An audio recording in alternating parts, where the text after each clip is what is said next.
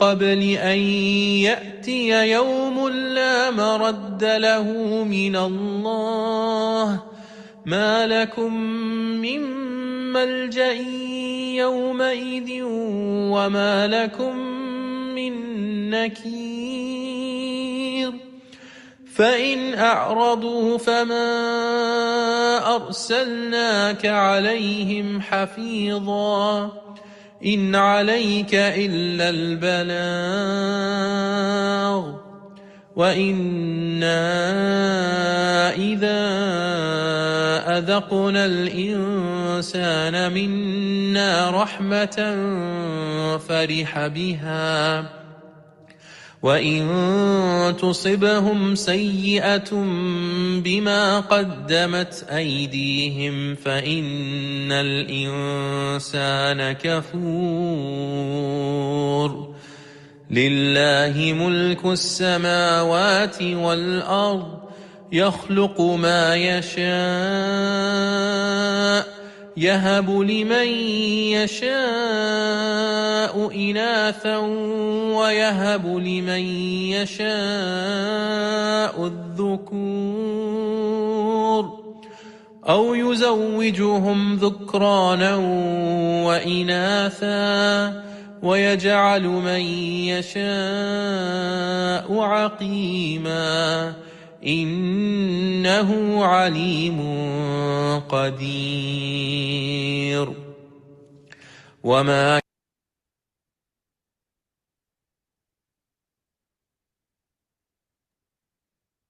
Assalamu alaikum wa rahmatullahi wa barakatuhu. I hope you're all doing well, inshallah. Ahlan wa sahlan and Ramadan Mubarak to everyone. And may Allah subhanahu wa ta'ala make this month for each one of us a way of getting closer to Him, that we come out of this Ramadan.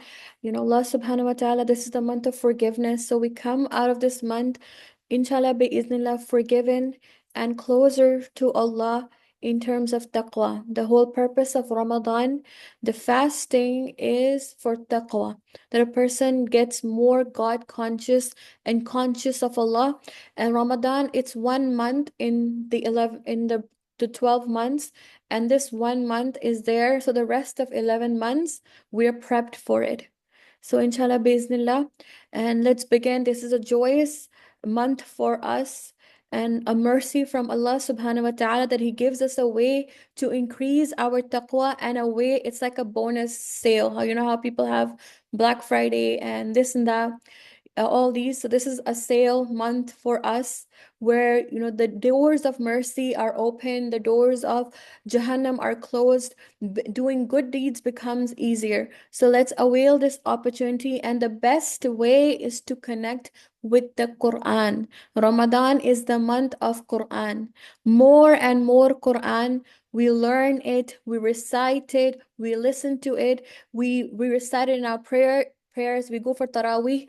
All of this, all the acts of ibadah in the month of Ramadan, they actually revolve around Quran. Whether one's listening, whether one is pondering on the ayat. So pay close attention and make the intention that Allah subhanahu wa ta'ala opens our heart to His words, inshallah, bi'idhnillah. So inshallah, we will begin.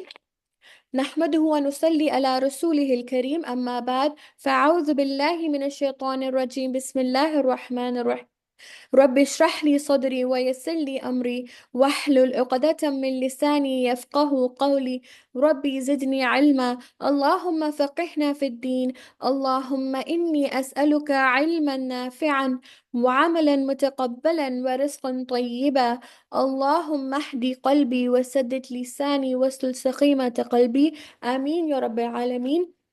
So inshallah, bismillah, before we go on to our ayat for today, we'll quickly review the dua that we did last Wednesday as well.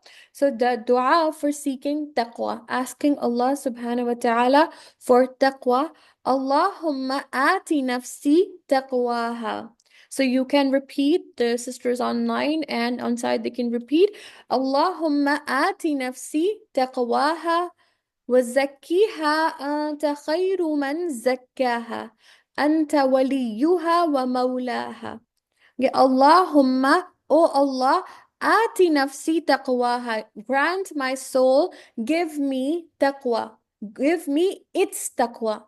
This is interesting because Allah subhanahu wa ta'ala, He says, ati nafsi taqwaha, meaning that what is the soul needs. Its taqwa, meaning what does the heart and the soul need? It that the place of taqwa is the soul. That's why it's saying, Allahumma ati nafsi taqwaha, its taqwa. وَزَكِّيهَا أَنْتَ خَيْرُ مَنْ زَكَّاهَا. When a person is conscious of Allah, what is the first step they take? The first step they take is in purifying themselves. The more a person has taqwa, the more they purify their inner selves. And of course, inner and outer purification, right? وَزَكِّيهَا أَنْتَ خَيْرُ مَنْ زَكَّاهَا. And purify it, meaning the soul, because you are the best of those who purify. أنت خير من زكاها أنت وليها ومولاها. You are my wali. You are the one, my guardian. You are the one, the protector of my soul. There is no one to ask but Allah subhanahu wa ta'ala. Anta waliyuha wa mawlaha. And you are its guardian and its mawla, meaning its Rabb. Okay, so one more time. And sisters, if you have memorized, please do saying these, as we're engaged in our activities while we're fasting, and just in general in the month of Ramadan, keep saying these du'as, as you're walking around the house, as you're doing things, or whatever it is. Okay, keep your tongues moist with the remembrance of Allah. Especially this is the month of developing good habits, right? Every time that we're roaming around, we're thinking of something, right? Even if we're idle, we're doing physical tasks, our brain is not actively involved. We're thinking of something, we're saying some things, right? So best is to keep your tongue moist with the dhikr of Allah. Again, last time, Allahumma ati nafsi taqwaha wa zakkiha anta khayru man zakkaha anta waliyuha wa mawlaha. Okay, so inshallah bi'idhnillah, we will go on to Surah Ash-Shura, and we will just review ayah number 27 and move on to 28. Okay. Sisters on site, if you would like to sit on the chairs, you can sit as well, wherever it's comfortable. Okay.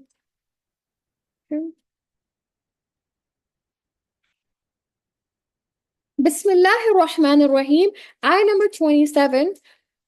Allah subhanahu wa ta'ala said here, the question is, why doesn't Allah subhanahu wa ta'ala, because He is Ar-Razzaq, Allah is the one who provides for everyone. He is Ar-Razzaq. Then why doesn't He give to everyone? When Allah is the giver, then why doesn't everyone have the rizq? Because He can give to everyone, right? So, وَلَوْ بَسْطَ اللَّهُ, Allah subhanahu wa ta'ala says, وَلَوْ بَسَطَ اللَّهُ الرِّزْقَ, had Allah given everyone, if Allah had made every person rich, right? Allah is Ar-Razzaq, He can give to everyone. Okay, وَلَوْ بَسَطَ اللَّهُ الرِّزْقَ لِعِبَادِهِ لَبَغَوْا, then what would happen? Allah knows, Allah has the wisdom of who He should give. What would happen if everyone had the provisions? Then what would happen is rebellion on the earth. Because some people would misuse the wealth, and we already see that in this world, right? So لبغوا في الأرض ولكن ينزل بقدر ما يشاء. But He sends down whatever He wills in perfect measure. إنه لعباده خبير بصير. He is all aware and all seeing of His servants. Okay, so if Allah gave to everyone, and risk is a test from Allah, blessings are a test from Allah. What does a person do with the blessings? So if everyone got the risk of it, then what would happen is, you think about it, some people, when they receive the risk, they really misuse it. They really misuse it, and a lot of the crimes actually are committed on the weekends, because that's when people are not working. Okay, so, and a lot of ERs are filled with, a lot of accidents take place on the weekends. So why is that when people are free, when they don't have to work? So Allah subhanahu wa ta'ala causes some people to work and puts them in situation so they're not engaged, and there's again a blessing. How do we know how much risk we will get and what would happen? Also, a lot of blessings is a source of ghafla. The more wealth a person has, unless that person uses in the way of Allah, and not everyone, of course, a person has taqwa, has the knowledge of Allah, they will use it for the benefit of themselves and the humanity in the way of Allah. But if a person doesn't, then what leads to a lot of wealth leads a person to a lot of ghafla. Rasulullah sallallahu alaihi wasallam said that I do not fear poverty for you. He told the Sahabas, but I fear that the dunya, meaning the worldly life, will be opened up to you and that you will compete for it as those before you competed for it, meaning the previous nations. What was the falling point of the previous nations was because they immersed themselves in dunya. Dunya became too attractive. They left the deen of Allah, decided disobeying Allah. And what was the reason? Because of the glitz and glamour of the dunya. And so the hadith continues, they will those before you competed for it, and it will destroy you as the previous nations were destroyed. So what was the fear of Rasulullah sallallahu alaihi wasallam for his ummah was power and wealth. And nowadays, you see, the more wealthy the countries are, the amount of the oppression that they do on other countries, and the amount of oppression they do on other nations. How many nations or how many countries in the world, when we think about it, are actually they have the resources and they're using for good? A lot of it is about power, a lot of it is about dominance, and that wealth and power and dominance is used to oppress and transgress on the earth.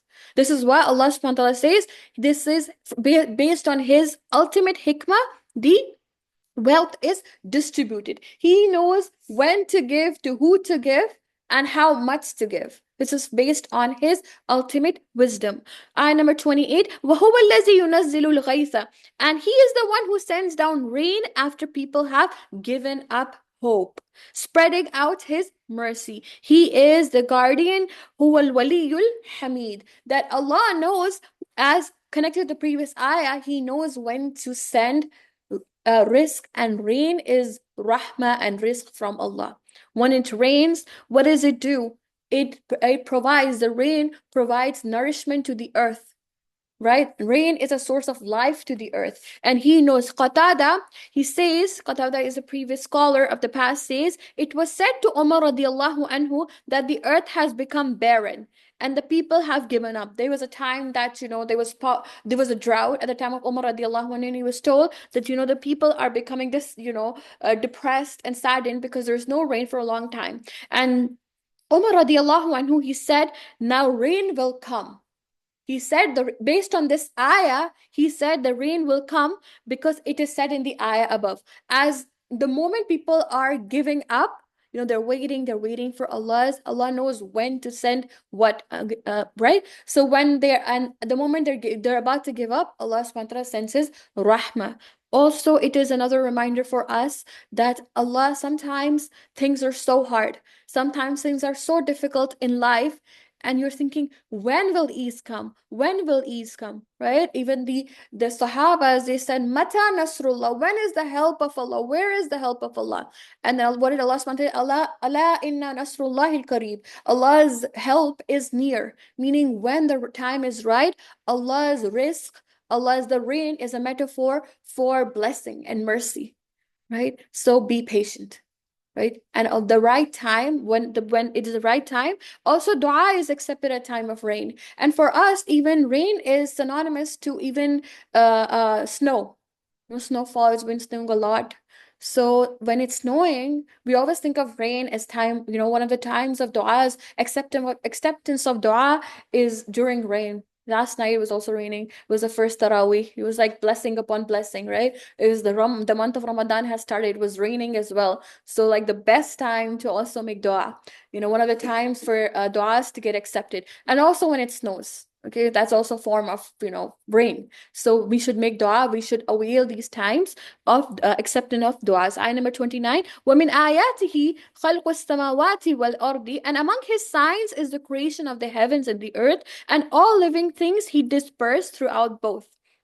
And he is most capable. وهو على جمعهم إذا يشاء قدير. And he is most capable of bringing all together whenever he wills. Allah subhanahu wa ta'ala will bring everyone on the day. He created all of the creation, and one day he will gather all of the creation together.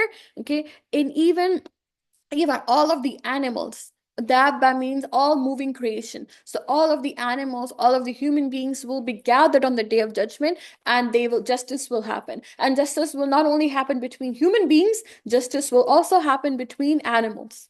Right? If animal, for example, the one with a sheep with horns attack the sheep with no horns, okay? So even justice will be brought between them, and then they will be turned to dust. And when this happens, animals will not go, there won't be Jannah or Jahannam for animals. They will be just turned to dust. Justice will be between them, and then they will turn to dust. And then when a kafir sees that, he will also wish, oh, I wish I also turn to dust. Because they can't face the horrifying things of a day of judgment. وَمَا أَصَابَكُم مِّن مُّصِيبَةٍ فَبِمَا كَسَبَتْ. And whatever affliction befalls you is because of what your own hands have committed. كَسَبَتْ أَيْدِيكُمْ وَيَعْفُو عَنْ كَثِيرٍ. And he pardons much. What is the reason of a lot of problems and difficulties in life? One of the reasons is because of what actions of people. Ikrama says, whatever musibah or difficulty comes to a person is because of their sins. Through that, Allah subhanahu wa ta'ala, He forgives that particular sins of a person. Meaning, through musibah, sometimes sins are forgiven. So you think of it this way, sometimes difficulties come because of one's sins, but through difficulty, when a person is going through difficulty, sins are forgiven. So, even because a person is disobeying Allah, and Allah is so merciful that despite, the difficulty or the problems that are coming in a person's life because of their sinning, Allah is also forgiving the sins simultaneously. And for a believer, difficulties are good news, because not even a thorn pricks a believer. A little bit of difficulty, like a thorn pricking a believer, that their sins are falling off. So think of the headaches and the sicknesses and all of these. These are, fever and all the things that we experience. These are ways for our sins to be forgiven. Hassan al-Basri said, this is again scholar of the past, says a person, Hassan al-Basri was a tabi after he came after the generation of the Sahabas, says a person's level with Allah goes down when they commit sin, meaning their daraja, their rank with Allah goes down when they commit a sin. But when they are beloved to Allah, but if their rank is, their connection with Allah is good, then they commit less sins. So when a person is committing more sins, it means that their rank or their connection with Allah is very weak. And when a person is saved from sins, that means they're beloved to Allah. Allah is saving them. Allah subhanahu wa ta'ala is saving them from sins. That's why another thing, sometimes we don't get certain things in our life because maybe through that, Allah is saving us from sins. Sometimes someone wants to pursue a particular individual for marriage, but because of that person's deen, maybe, we don't know, right? And Allah subhanahu wa ta'ala, it doesn't go that way. And perhaps Allah subhanahu wa ta'ala is saving a person from committing sins through that individual or that friendship or whatever it is. Sometimes people want to be friends with another person, sisters of course with sisters and brothers with brothers, but it doesn't go the way, the friendship or whatever. Maybe it's not meant because Allah subhanahu wa ta'ala is saving a person. And sometimes Allah subhanahu wa ta'ala takes a person out of a place because being in that place might be a source of committing sins like ghiba, a bad environment. A person gets involved in backbiting and all of that. So this is a rahmah of Allah for His believers. Okay. Also, one of the punishments of sinning, when a person consistently sins, is the forgetfulness in the Quran. A person starts forgetting the Quran that they have memorized. One of the scholars in the past said, we do not know of anyone who has memorized the Quran and then forgotten it. Because he said it's unbelievable that how can a person memorize the Quran and forget it, except it is due to his sins. So a person is engaged actively in committing sins and not repenting. Because sometimes Too much sinning makes a person arrogant. Nothing is happening in my life. I continue to do, maybe I'm not even doing anything much bad, but this is, they should see how it is affecting their deen, their iman, and their Quran. Okay, sins also have an adverse effect on a person's body. Ibn Abbas radiallahu anhu said, good deeds lead to light in the heart and face.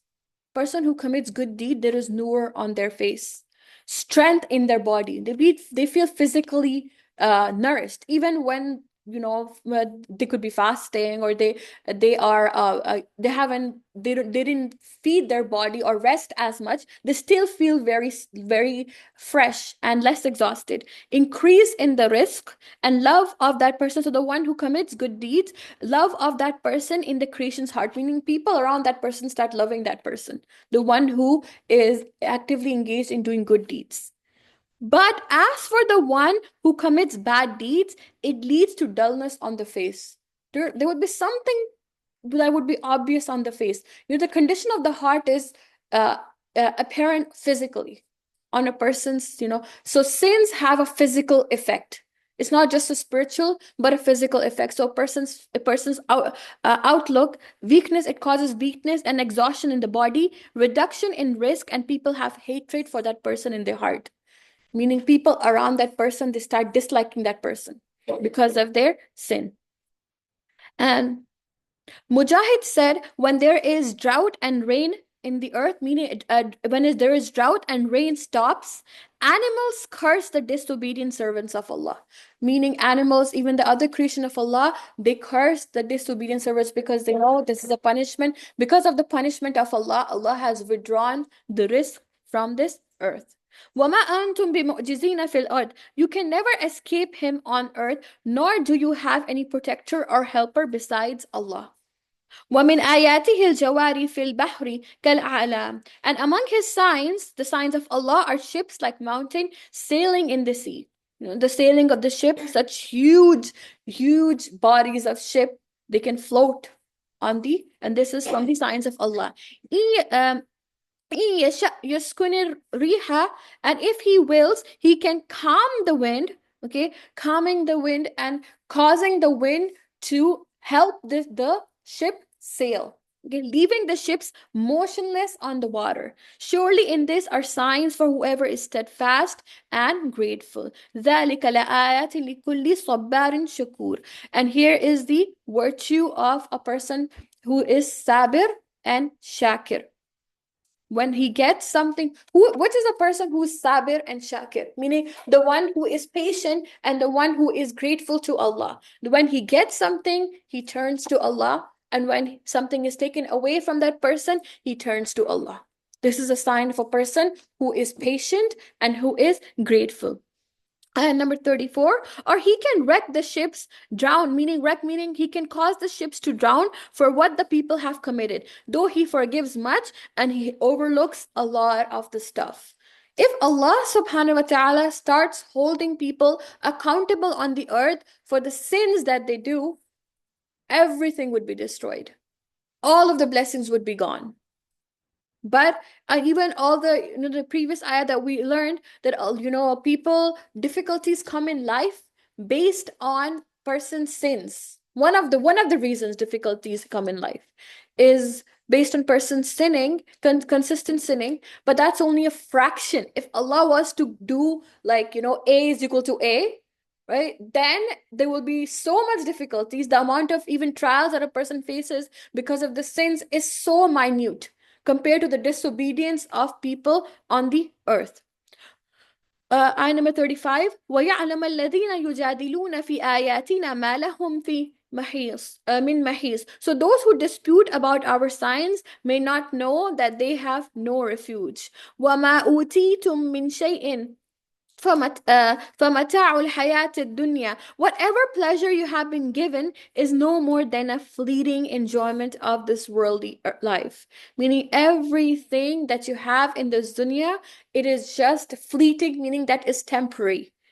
وَمَا عِندَ اللَّهِ خَيْرٌ وَأَبْقَى. And what is with Allah is far better and more lasting.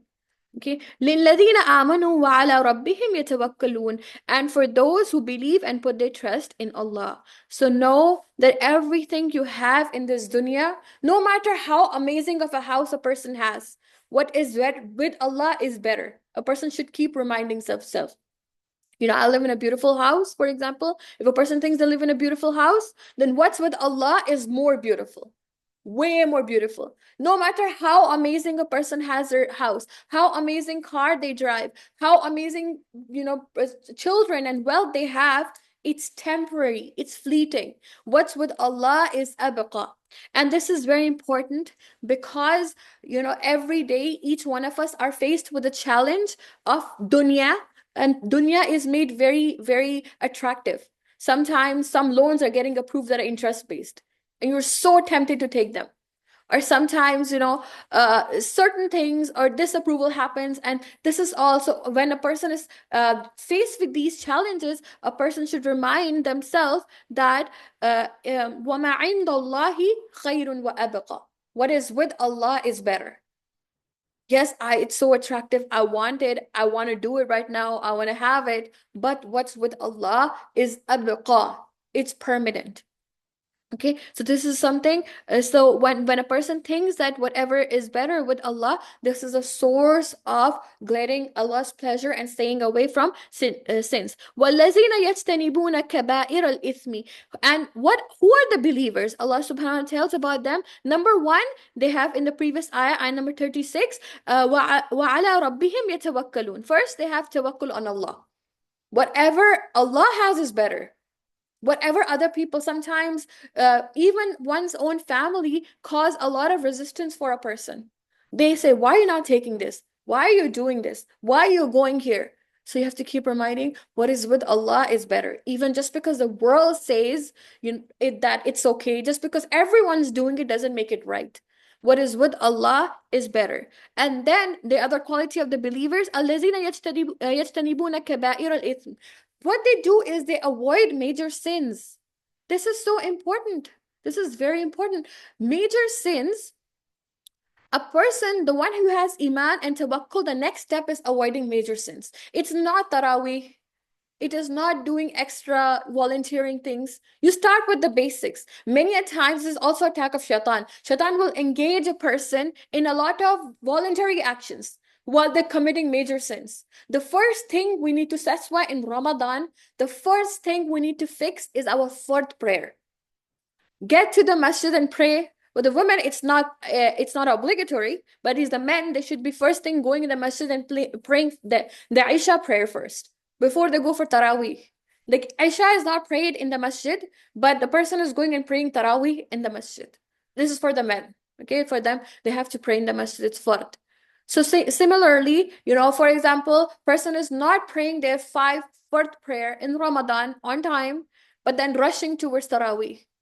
This is so important. Shaitan, a mindset is made, and this is also a big thing for us to think is Ramadan, we need to focus on the basics, the main thing, our fard prayer, of course, our fasting, zakat. The basic needs to be addressed. Sometimes people are giving sadaqah, they haven't given zakat.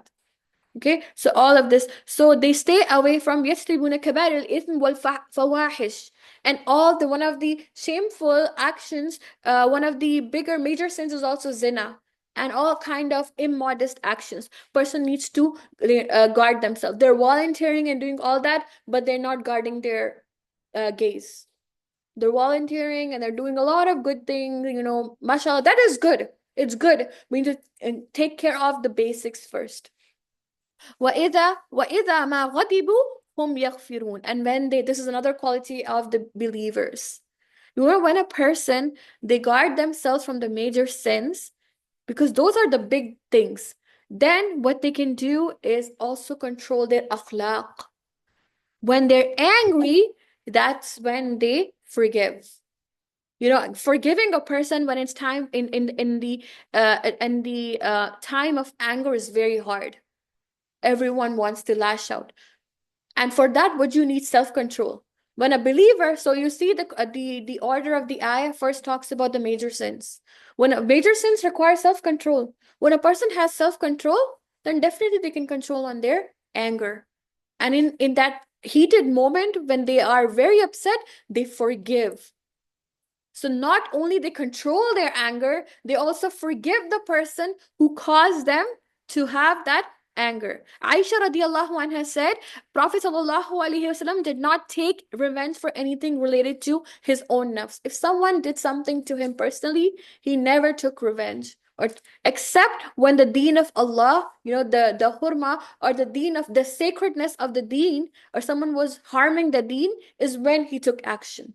But other than that, he never did. If someone did personally something to Rasulullah sallallahu alaihi wasallam, he never took revenge from that person. And Sahabas also followed the same path.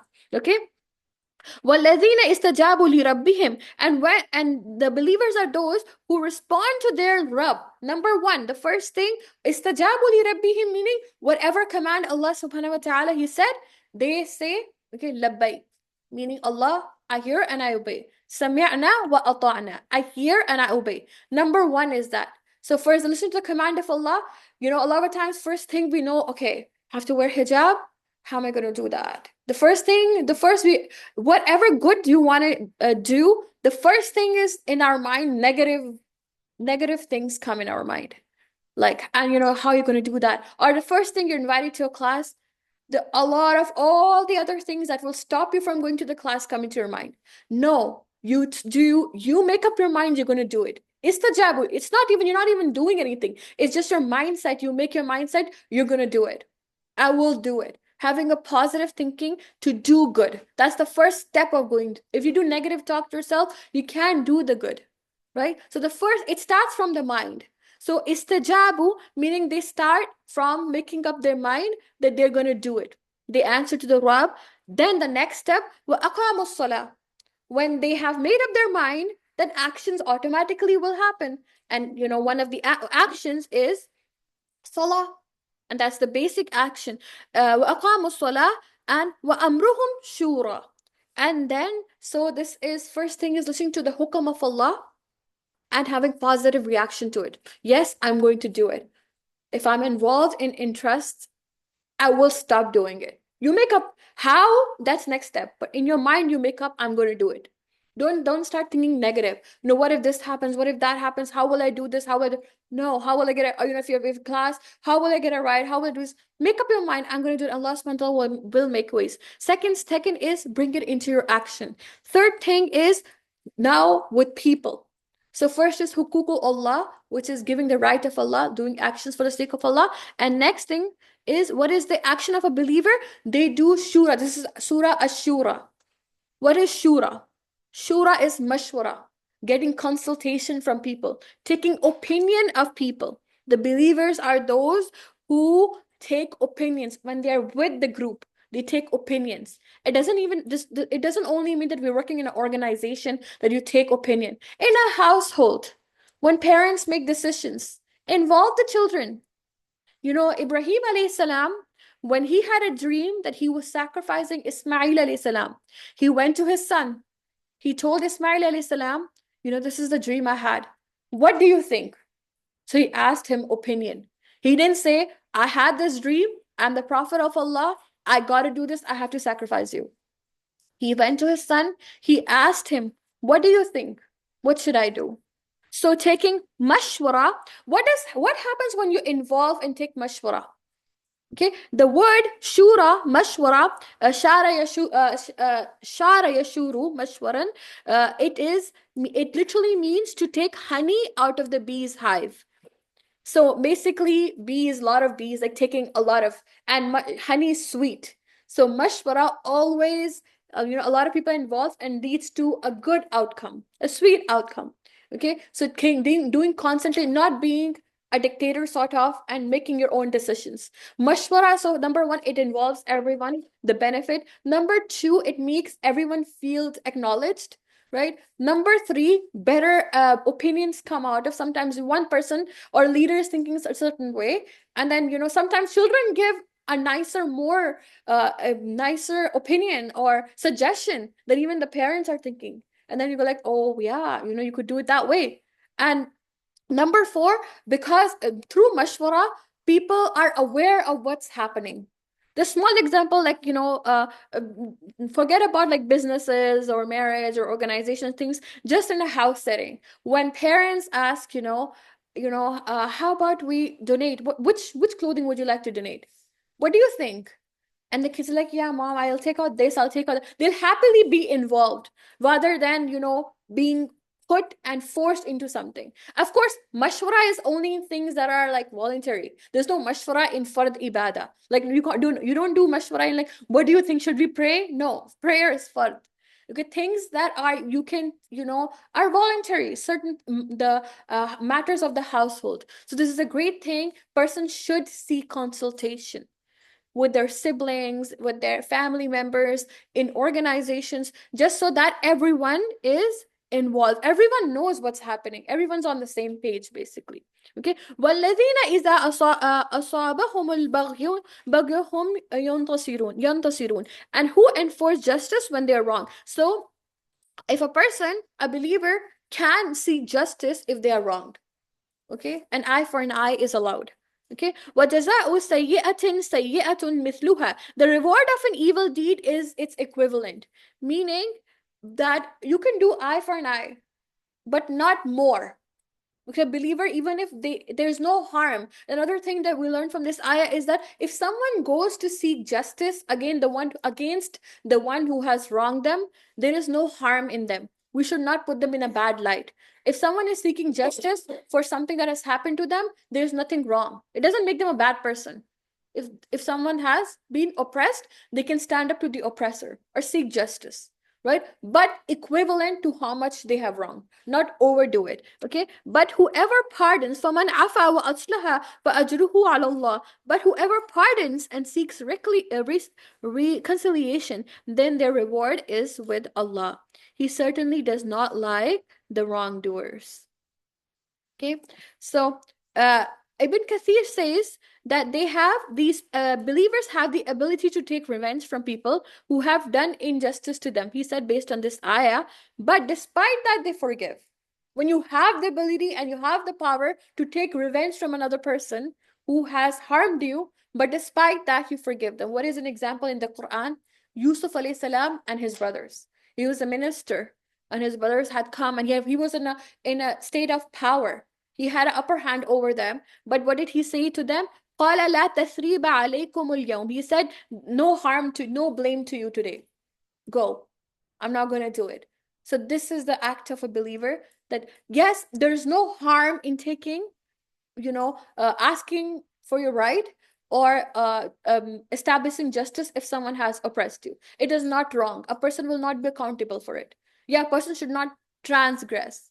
What is an example? Like a small example. If someone broke a leg, then another person can break the leg, but they should not break two legs, or this is a small example. So a person can seek, or of course they should not go start fighting, and do it through the right avenues, right? Seek justice using the law of the land. Okay, but there's no harm in that. But a believer, more if a person wants to be forgiven by Allah, then forgive others. Okay. And in many times, Rasulullah sallallahu alaihi wasallam, in his entire life, wherever anyone wronged him, he did not go. The woman who poisoned the meat, and that poison of the meat caused, even when the poison wore off, the entire life of Rasulullah sallallahu alaihi wasallam, he had a pain because of that poison. He never sought justice for it, or tried to harm. Or also when someone did black magic on him, he never sought to take revenge from, and many examples. Okay, so but a lot of the times what happens is people, they keep a lot of ill feelings in the heart, and they don't forgive. So fa'fu, forgive people, clean the heart. This is a month to cleanse the heart. Don't hold small grudges in the heart. Grudges don't let a person move ahead and in better thing and positive things in life. And we also make this dua, especially in the last 10 nights, right? Allahumma innaka afuwan. Oh Allah, you're the one who forgives. Okay? Allahumma innaka afuwan tuhibbul afwa fa'fu anni. So you love to forgive. So if you want Allah's forgiveness, then learn to forgive people. Okay. وَلِمَنْ انْتَصَرَ بَعْدَ ظُلْمِهِ فَأُولَٰئِكَ مَا عَلَيْهِم مِّن سَبِيلٍ. And there is no blame on those who enforce justice after being wronged. إن السبيل على الذين يظلمون الناس ويبغون في الأرض بغير الحق. Blame is only on those who wrong people and transgress in the land unjustly. If a person is doing, either they're taking revenge and they are doing it to an extreme level, or they're just doing zulm on the other person, it is they who will suffer a painful punishment. وَلِمَنْ صَبَرَ وَغَفَرَ إِنَّ ذَلِكَ. And whoever endures patiently and forgives. Patience and forgiveness. Inna dhalika lamin azmil umur. Surely these are the matters of great resolve. Resolve to aspire. Meaning Allah knows azmil umur. In the Quran, whenever Allah subhanahu wa ta'ala mentions azmil umur, that means this is a great thing a person is doing. Meaning Allah is acknowledging that to forgive a person who has wronged you, this is a great task. Okay, this is a difficult task, but who does it, that person has a good news from Allah subhanahu wa ta'ala.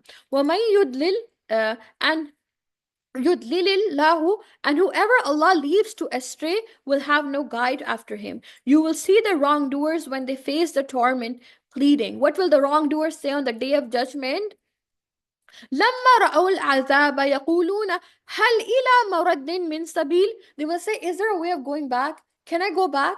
These will be the words of the disbelievers. وَتَرَاهُمْ يُعْرَضُونَ عَلَيْهَا خَاشِعِينَ مِنَ الذُّلِّ. And when you will see them exposed to the fire, fully humbled out of disgrace, stealing glances at it. Okay, meaning they will look at the fire. The most arrogant will be humbled on the day of judgment. No matter how arrogant a person is, the day of judgment is the one that a person will be finally humbled. Stealing glances, meaning you don't want to look at it. Because sometimes you don't want if something is so horrifying, you don't want to look at it, but it's right in front of you. And the believers will say the true losers are those.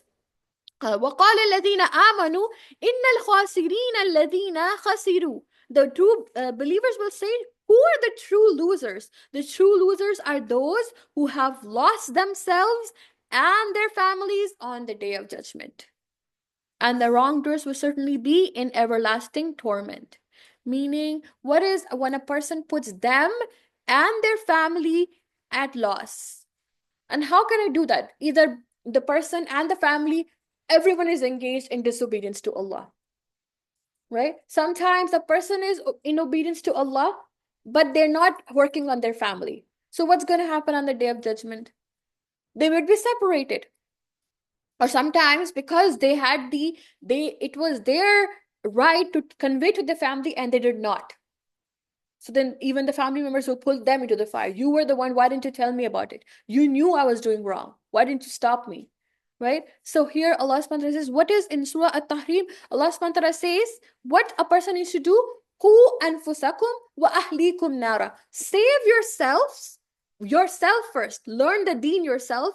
And the next people who you need to convey the deen is your own family members.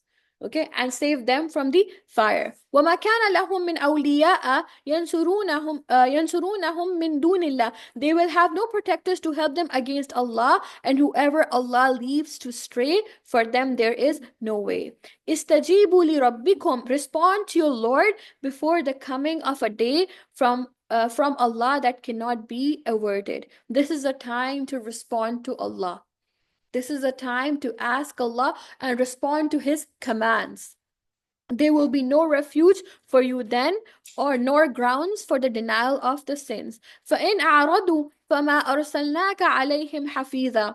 And if they turn away, we have not sent you, O Prophet, as a keeper over them. Meaning so we're talking about previously, giving dawah to family members and people around you and people you want. It could be anyone, friends, family, colleagues.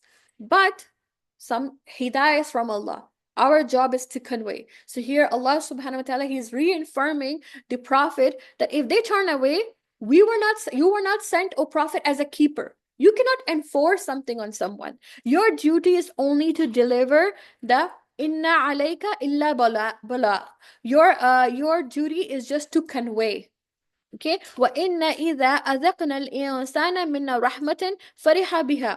And indeed, when we let someone taste the mercy from us, meaning when a person gets mercy from Allah or blessings from Allah, they become prideful, boastful, because of it. Oh, I have this. Oh, I have, I have beauty. I have this. I have all this wealth. It becomes a sort of a thing of arrogance and pride. And when afflicted with evil, when things are going difficult in life because of what their hands have done, again, very important from this surah, certain things to take away. Sins lead to a lot of the things that a person difficulties in life could be, and it's not necessary that difficulties are because of one sin, but a person needs to look, what are the things I am doing wrong with Allah, my relationship with Allah, fix them. And then, of course, there were difficulties in the lives of the prophets too. They didn't commit sins, right? But those were trials. So what's first thing? See what major sins we are involved in and get rid of that. Take this month as when shaitan is locked up, it's easier to do good deeds. So think of the things major things that we're doing wrong, whether in our akhlaq, with our tongues, or within our actions that we're involved in. Okay, but when a person is afflicted with evil because of what their hands have done, then one becomes totally ungrateful. This is an act of a disbeliever. You're happy when Allah gives you, all was good. Now, sometimes people happen, they're living in one place, they're very happy. They migrate to another place for whatever reason, and then things are, it's a difficult settling point, and they become very depressed, ungrateful, this and that. So you're only going to be happy when Allah gives, and you're going to be complaining when Allah subhanahu wa ta'ala takes. These are not the actions of a believer. And when Allah gives, a person needs to stay grounded and humble. Allah can give and Allah can take. Everything comes, risk is from Allah, and it belongs to Allah. Right? He can give and he can take.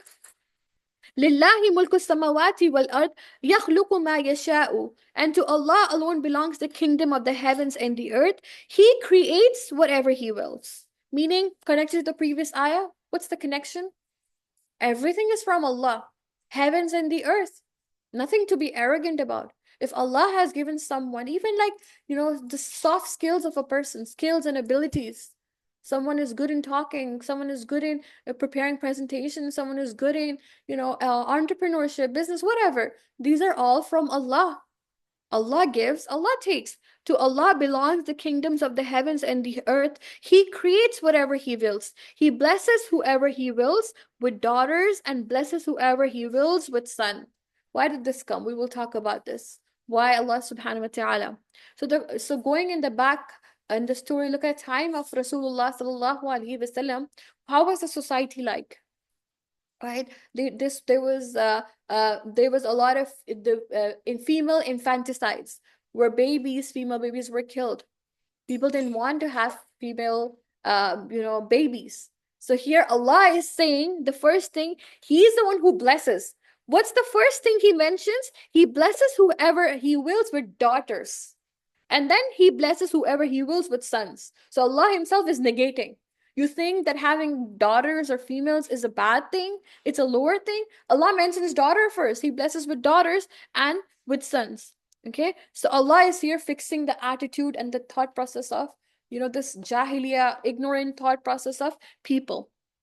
Or أو ayah number 50 أو يزوجهم ذكرانا إناثا, and He grants both sons and daughters to whoever He wills. Sometimes He gives sons, sometimes He gives daughters, sometimes He gives sons to persons, sometimes He gives both son and daughter, or and leaves whoever He wills infertile, or sometimes He does not bless. Aisha radiallahu anha did not have children.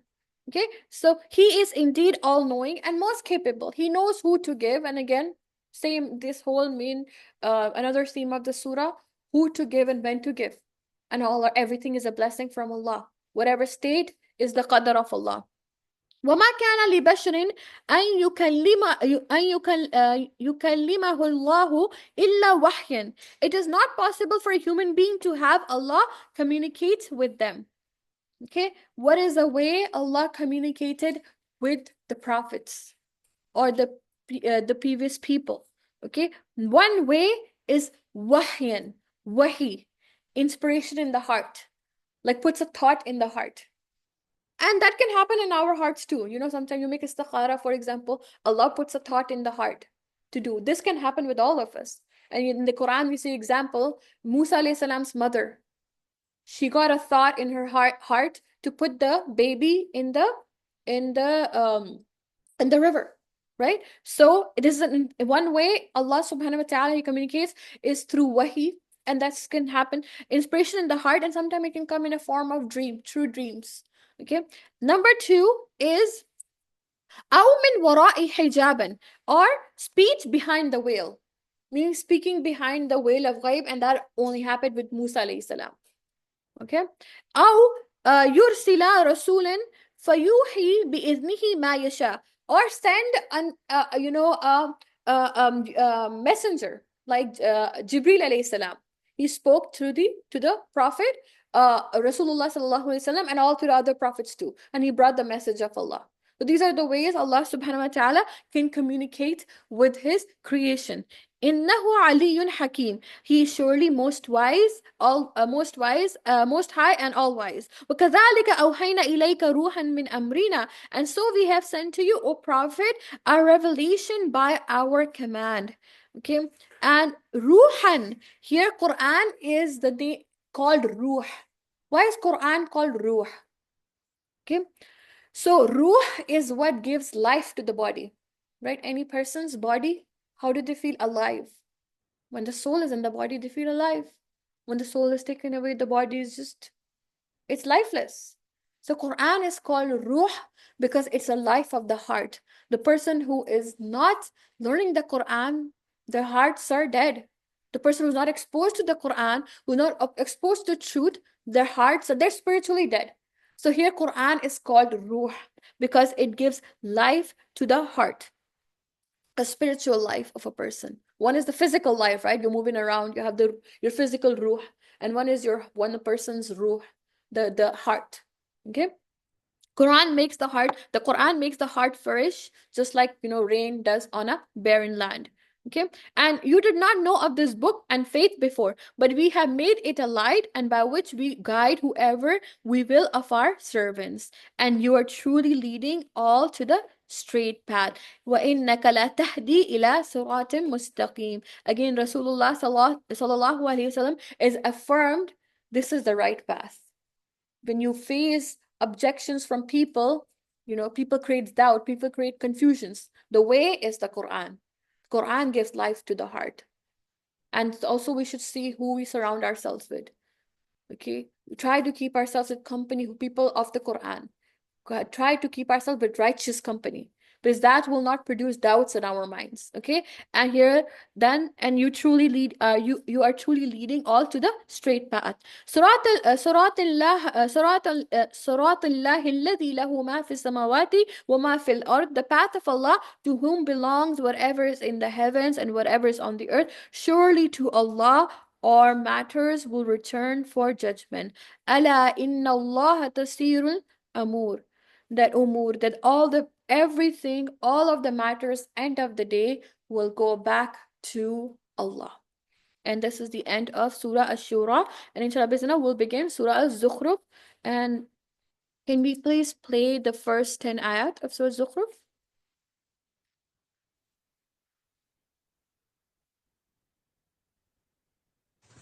بسم الله الرحمن الرحيم بسم الله الرحمن الرحيم حميم والكتاب المبين إنا جعلناه قرآنا عربيا لعلكم تعقلون وإنه في أم الكتاب لدينا لعلي حكيم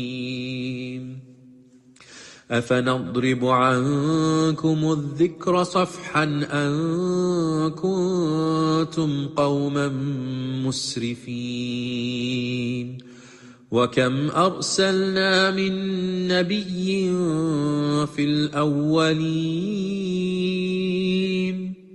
وما يأتيهم من نبي إلا كانوا به يستهزئون فأهلكنا أشد منهم بطشا ومضى مثل الأولين ولئن سألتهم من خلق السماوات والأرض ليقولن خلقهن العزيز العليم الذي جعل لكم الأرض مهدا وجعل لكم فيها سبلا لعلكم تهتدون. Surah Az-Zukhruf. Zukhruf means decoration, something that is appears to be gold. Okay, it's not zahaba. Zahaba is gold, and then Zukhruf is something that looks glittery and gold. Okay. بسم الله الرحمن الرحيم حميم حميم والكتاب المبين by the clear book إنا جعلناه قرآنا عربيا لعلكم تعقلون. Certainly we have made it the Quran in Arabic, so perhaps you will understand.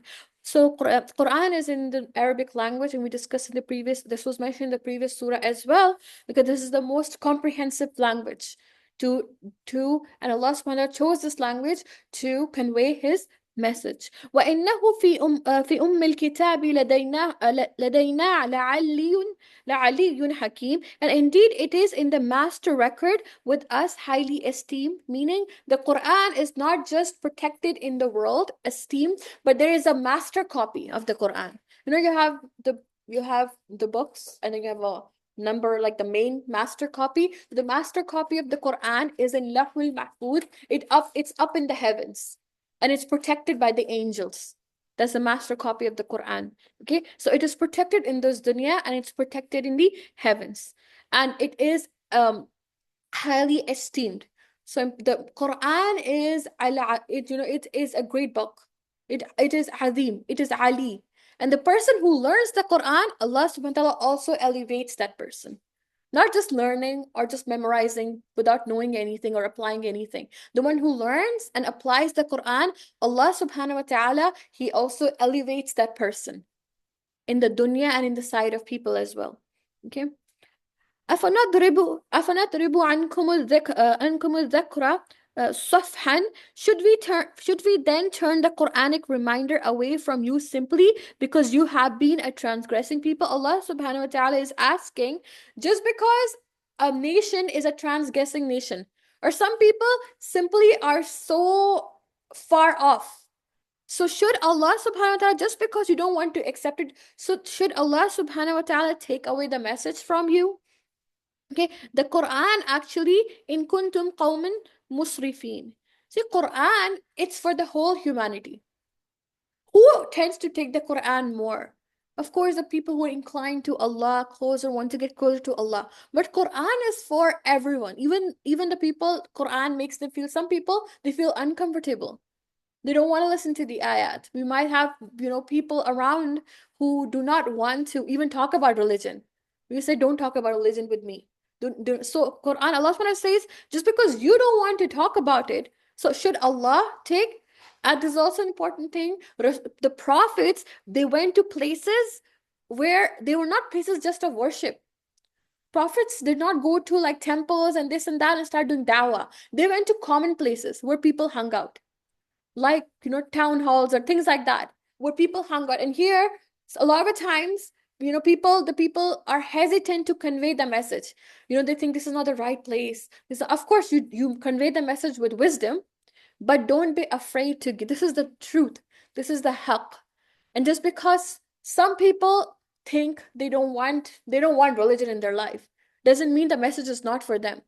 The message of the Quran is for everyone, willing and unwilling. And our duty is to take to all of the people. Willing, the people who are willing to take this message, and the people who are unwilling. Sometimes we send, a reminder, we encourage some of our friends, and they give a very cold response to Quran classes or, courses of Quran or places of gatherings or like halakas and stuff like that. So that doesn't mean that we should step back. Just keep, maybe one day that will inspire them. Or sometimes they'll just be like, you know what, I will come. Because they'll get, and that's a good thing, because you were kind and repetitive in your actions, right? That helped the person to come closer to Allah. وَكَمْ أَرْسَلْنَا مِن نَبِيٍّ فِي الْأَوَّلِينَ. Imagine how many prophets we sent to those destroyed before you. وَمَا يَأْتِيهِم مِّن نَبِيٍّ إِلَّا كَانُوا بِهِ يَسْتَهْزِئُونَ. But no prophet ever came to them without being mocked. Meaning when you take the message, people might mock you. People might make fun of you. People might say things that are offensive. Sometimes we will have to get out of our comfort zone. This is a very important thing, especially nowadays. We really like to, with a lot of virtual learning and WhatsApp messaging and things, we really like to stay in our comfort zone. We don't like to talk to people. We like to just be hidden. We like to stay hidden. This is not the nature of human beings. Human beings are social beings. We have to talk to each other. We have to meet each other. The Sahabas, they learned in each other's company. They learned with the Prophet. They sat with the Prophet. The previous the previous righteous people, and even nowadays, like, students who benefit the most are the ones who sit with the teacher, who sit in the gatherings of knowledge. And especially the gatherings of Quran, it's not only people that are there, there are angels around. So it doesn't matter. We don't have to accumulate knowledge upon knowledge of the books and of the surahs and ayat. Even one ayah sitting in the gathering can touch a heart and change a person's heart. They make a decision today, I'm going to leave this action. And they end up leaving it. This is the barakah of gatherings. So here, when the most important thing is that when you're following deen, you'll have to get out of your comfort zone. And we have to push ourselves. Okay, this is also another shaitan attacks from different ways. So when we have to get out of and sometimes it can mean inviting some people and sending talking to someone, and they might give you a cold shoulder. Or even for yourself, taking a step. It's hard for nowadays, especially post COVID, very hard for people to get out of and learn. Okay, so very important, okay, that the deen has to be acquired with hard work. The more a person strives, the more a person will be able to serve the deen. Okay, فَأَهْلَكْنَا أَشَدُّ مِنْهُمْ بَطْشًا. And we destroyed those who were far mightier. وَمَضَى مَثْلُ الْأَوَّلِينَ. Then these Meccans, the example of these predecessors have already been related. Meaning these, Meccans are being told that, bigger nations were destroyed before you. What do you think you are? Okay, وَلَئِنْ سَأَلْتُمْ. And if you ask them, O Prophet, who created the heavens and the earth, they will certainly say the Almighty, the All-Knowing. Okay, meaning they know. People believe, the mushrikeen believed in Allah, but they believed in Allah, but they wanted to also commit shirk. So they also wanted to associate partners with Allah. الَّذِي جَعَلَكُمُ الْأَرْضَ مَهْدًا. He is the one who has laid out the earth for you and set in it pathways for you so that you may find your way. You may travel from one place to another. وَالَّذِي نَزَّلَ مِنَ السَّمَاءِ مَاءً بِقَدْرٍ. And he is the one who sends down rain from the sky, بِقَدْرٍ, in perfect measure. How much rain is required or how much snow is required in a particular land. We had a snowstorm, and then, it was, people would get really upset, right? Inconvenience. But Allah knows how much snow He has to send in a particular land on a particular day, with which it's all measured. It's all perfect measure, with which we give life to the lifeless land, and so will you be brought forth from the grave. Just like Allah, He sends down rain to the barren land, and from that land vegetation grows. Similarly, people will be resurrected on the day of judgment. Dead bodies will get life on the day of judgment. والذي خلق الأزواج كلها وجعل لكم من الفلك, and he is the one who created all things in pairs and made for you ships and animals to ride. Okay, ships, Allah, of course, animals, nature, but even the ship, the engineering of the ship, which was built in the time of Nuh alayhi salam, was taught by Allah. Right? Angels taught Nuh alayhi salam how to build a ship. So even that came from Allah subhanahu wa ta'ala. Okay. And number 13, so that you may sit firmly on their backs, meaning people can sit comfortably on their rides, right? And remember your Lord's glory. Okay. ثم تذكروا نعمة ربكم, and they can remember their Lord when they are riding. And what do they say? What is that dua for traveling? So ayah number 13. Subhanalladhi sakhara lana hadha wa ma kunna lahu muqrinin. Okay, glory to be to the one who has subjected these for us. So whether you're sitting in a plane, in a train, in your car, on a horse, right? Allah subhanahu wa ta'ala subjected all of these for all these vehicles for a person to travel. You know, it's a great blessing if you think of it. What a ni'mah it is to be able to, use something else to travel. You can't walk everywhere, right? It reduces the effort, the speed that, increases the speed in that we travel and the time, right? Allah subhanahu wa ta'ala, look at the plane, how you can go across the world in just a day. Okay, so this, what is a dua that we say? That glory is to Allah who has subjected these for us, the plane, the train, the car that we sit on, for we could have never done so on our own. وَإِنَّ إِلَىٰ رَبِّنَا لَمُنْقَلِبُونَ, and surely to our Lord we will return. Wherever you're going, you're coming back to Allah. Right? So وَإِنَّ إِلَىٰ رَبِّنَا لَمُنْقَلِبُونَ. You can't run away in your rights, right? Allah subhanahu wa ta'ala says, reminding when a person is traveling, you're traveling to your destination. Subhanallah, this is so beautiful. If you ponder in this dua, you're traveling to your destination, but Allah is reminding in the dua of traveling, وَإِنَّ إِلَىٰ رَبِّنَا لَمُنْقَلِبُونَ. Wherever you're traveling from A to B, your final destination is with Allah. Ayah number 15, وَجَعَلُوا لَهُ مِنْ عِبَادِهِ جَزْءًا. And still the pagans have made some of his creation out to be a part of him. Meaning the mushrikeen, they make associations with Allah. إِنَّ الْإِنسَانَ لَكَفُورٌ مُبِينٌ. Indeed, humankind is clearly ungrateful. I mean, look at the blessings Allah has given. Ponder and take this time to think about, as you guys travel today, to think of the great blessing of being able to travel, the freedom to travel. We know places in the earth where people can't even cross. There's like different things and borders and this and that, even one city to another. And we know it even in nowadays, in places they can't even move. How Allah subhanahu wa ta'ala caused us to travel between cities and with safety. This is a big blessing and security with the great blessing of Allah. And some people, they take some of his creation out to be a part of him, meaning the mushrikeen would call that angels are daughters of Allah. They would say the angels are daughters of Allah. Some people also say the creation is a part of Allah. The creation is a part of the creator. No, this is also wrong. The creation is not a part of the creator. The creation is the creation, and creator cannot be like the creation. Okay, وَأَمِ اتَّخَذَ مِمَّا يَخْلُقُ بَنَاتٍ وَأَصْفَاكُمْ بِالْبَنِينَ. Has he taken angels as his daughters from what he created and favored you pagans with the son? Okay, so going back into the thought process of the people of mushrikeen at the time of the Prophet ﷺ. So firstly, how they used to think of male and female, or daughters as something lowly and sons as something great. This was of course, the thought process of the mushrikeen.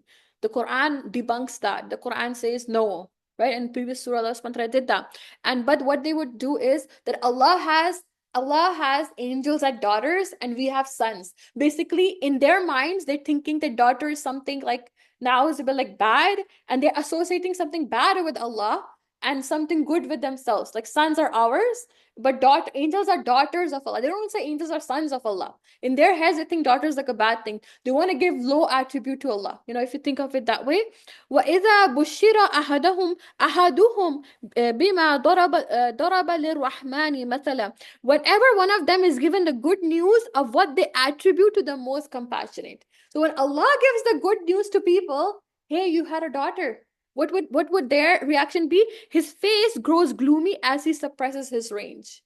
Meaning you are attributing to your own God that he has angels as daughters. When Allah gives you a daughter, if you think that's such a great thing, and when Allah gives a daughter, you become gloomy. Like, because there's a sarcastic, way, thought process of people.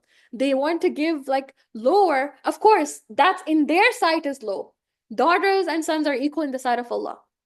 Ayat the Quran and Rasulullah, he had four daughters himself, right? So this is nothing, there's no, and when you learn about the gifts of daughter, and we learned in the previous surah, right? And Rasulullah sallallahu alaihi wasallam said, whoever has three daughters and he's patient with them, provides for them, clothes them for his from his wealth, they will be a shield for him on the fire, from the fire on the day of judgment. And the Sahabas asked, three, okay, yeah, Rasulullah. Okay, what about two? If someone has two daughters, he said even two. And then someone asked, what if someone has one daughter? He said even one. Okay, and well, Rasulullah sallallahu alaihi wasallam said, whoever takes care of two girls until they reach adulthood, he and I will come together on the day of resurrection like this. And he held his two fingers together. And he said the same about orphan. Whoever takes care of orphan will be like this. And he put his two fingers out. And similarly, the one who takes care of daughters and brings them up, and take care of them, that person would be with Allah, with Rasulullah sallallahu alaihi wasallam together with him on the day of judgment. ومن ينشأ في الحلية, and do they attribute to him those who are brought up in fineries and are not commanding in dispute? Basically, again, they're talking about females. So here Allah subhanahu wa ta'ala is saying that fine, meaning brought up in fineries, meaning in jewels, like women like jewels. And this is like how would you say, a patriarchal society. So they thought that women are like in the time of Rasulullah before his prophethood, they used to think that women, they're just for purifying themselves, but not something that they would be engaged in, like in debates and argument. That's a manly thing to do. So Allah is saying you're attributed this to him, and you take these qualities for yourself. Okay. Similarly, going back to the similar thing. And still they have ayah number 19, and still they have labeled the angels who are the servant of the most compassionate as female. Did they witness their creation? Their statement will be recorded and they will be questioned. وقالوا, ayah number 20, وقالوا لو شاء الرحمن ما عبدناهم, and they argue, had the most compassion willed, we would have never worshipped them. They have no knowledge in support of this claim, and they do nothing but lie. Meaning, these people say, if Allah wanted, we would not have done shirk. Allah is the one who's making us do shirk, blaming Allah for one's sins. This is a real pure act of shaitan. What does shaitan do? When the story of creation, when Adam alayhi salam and shaitan, what does shaitan say? Oh Allah, you made me do this. You made me disobey. And this is exactly, some people blame Allah is not. Why is Allah not making me righteous? You don't want to be righteous. You have free choice. You want to be righteous, you will work hard towards it. Okay, so here they're making a claim, they have no knowledge. Just they're making up things. Allah subhanahu wa ta'ala says, Am ataynahum kitaban min qablihi fahum bihi mustamsikun, or have we given them a book for fruit before this Quran, to which they're holding firm? Okay. بل قالوا إنا وجدنا آباءنا. In fact, they say we found our forefathers. So what is their dalil? Why is mushrikeen, the people who commit shirk, people who associate partners with Allah, okay, what is their dalil? What is their argument? Allah is saying, we never give them a book to do shirk, right? Like, to commit shirk or anything like that. Their argument is that our forefathers do it. Just like nowadays, we're certainly sometimes we're just doing some practices. And what is the reason why you're doing it? Because my family does it. Especially like different events like marriages and different times, different traditions and actions are happening. Culture is fine as long as it doesn't contradict Islam. But some un-Islamic practices are happening because my family does it. My mom did it, my grandparents did it. It is our cultural thing. We do it. And if something that goes against Allah and His Rasul and it's cultural, one has to leave it. Okay, if cultural goes against the deen, then the person has to leave. So they said, we found our forefathers following a particular way and we're following their footsteps. And number 23, similarly, whenever we sent a warner to a society before you, O Prophet, it spoiled elite would say, we found our forefathers following a particular way and we are walking in their footsteps. What was the reason Abu Talib could not accept the deen? Because he could not leave the way of the forefathers. Even though he loved the Prophet, he loved him, he protected him until the last breath. Rasulullah sallallahu alaihi wasallam was trying to, convince. But what was the reason? Forefathers, traditions, culture. For some people, it's so hard to leave their culture, to leave the practices of their family. And again, if it's going against Allah and Rasul, a person has to leave those practices. The practices that involve shirk, the practices that involve copying actions of the disbelievers, birthdays and so on. So it's different things that people do. Some people even celebrate just because, like, Halloween and things like that, just because society is doing it. Forefathers also could mean society. Society is doing it. Because cultural Canadian, a Christmas, some people even, what, we're just doing for fun. We're not celebrating. We're not Christians. But they start following it. Okay, so one has to be very careful about that. Ayah number 24, inshallah, bismillah, we will finish on ayah number 25. So each warner, okay, قال أولو جئتكم بأهدى. Each warner asked, even if what I brought to you is better guidance than what you found your forefathers practicing. Meaning, when the prophets came to these people who were following their forefathers, even when they brought a better guidance, like the Rasulullah sallallahu alaihi wasallam brought the Quran, but still they replied, we totally reject whatever you have been sent with. Just are open to the truth. Quran requires change. People are ready to change. This is why some people don't want to learn the Quran even. They want to, because it's a book that demands change, right? Of course, you're going to see things that you're doing and that are not right. There's a guilt in a person. So some people think ignorance is bliss. Better be ignorant, better not learn, because if you learn, then your own nafs will tell you you're doing wrong. You don't want to be reminded that you're doing wrong. Okay, ayah number 25. So we inflicted punishment upon them. فانتقمنا منهم فانظر كيف كان عاقبة المكذبين. So then see what was the fate of the deniers. Okay, so inshallah bismillah, we will end on these ayat. Okay, powerful ayat of Surah Az-Zukhruf. Okay. And we will continue from the next ayah number 26, inshallah bismillah. Okay, and can you kindly share the presentation? Yeah, can you go to the previous slide? So inshallah bismillah, alhamdulillah, month of Ramadan. Okay. Focus on few basics, deed, fix the fard, and focus on feeding people. Month of Ramadan, feed people in the month of Ramadan. And one of the ways is where Al-Fat is collecting funds for the ration packages, iftar packages, that will provide iftar and suhoor. People can prepare, people in need, that contains the basics. And again, these are absolute basics for people. Alhamdulillah, inshallah, bismillah, we all will be breaking our iftar. Allah subhanahu wa ta'ala has blessed our refrigerators and our house with lots of food. People will be focusing. And do not focus too much on food in terms of your consumption. Focus on feeding other people. Okay, so the people, the believers in Surah Al-Insan, Allah subhanahu wa ta'ala says, وَيُطْعِمُونَ الطَّعَامَ عَلَى حُبِّهِ مِسْكِينًا وَيَتِيمًا وَيَأْسِيرًا. The people, they feed others despite the love. They love the food themselves. They love their own wealth too. But despite the love of something, when you sacrifice something, everyone has love for money. Everyone has value for the wealth. But you give it for the sake of Allah. Despite it, they feed. Okay, in spite of love for it, they feed the needy, orphan, and the people in need. Okay, so inshallah, $25 for each package, and you can send the donations to sisters.donations@gmail.com. And also, another thing, inshallah bismillah, we will be sharing. So this is, you can see the pictures on your screen. These we did distribute already 28 to 30 packages, I believe. So these were given to the people. You could see the people are really in need. And subhanAllah, this is so minimal that we can do. Allah SWT has given us the istita'a to do way more than this. Okay. Secondly, we will be running a cause inshallah, with Human Appeal. We will be doing full sponsorship for a year.